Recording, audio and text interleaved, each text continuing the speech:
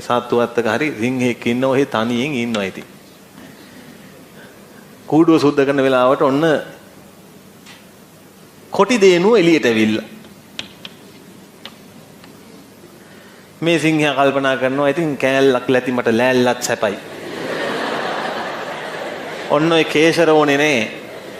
පුල්ලි තිබ්බට මොකද එකම පෙනුම. මෙන්න මෙහාට එන්න නංගි කියලා සෙට් වෙලා හදන ළමයා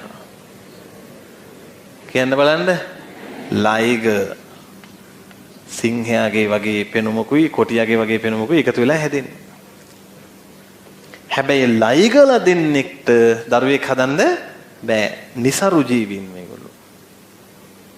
තේරුණාද? එමේ ඉන්නවා සතුවත් ඉන්නවා. කූඩු සුද්ධ කරන වෙලාවට එහෙම වෙනම ඇති. එහෙම නෙමෙයි මේක මිනිසුන්ගේ මෙදිහත් වීමෙන්ම මේ වෙන මිනිසුන්ගේ මෙදිහත් වීම කියලා කියන්නේ. ඒගොල්ලෝ මේ අවස්ථාව හදලා දෙනවා.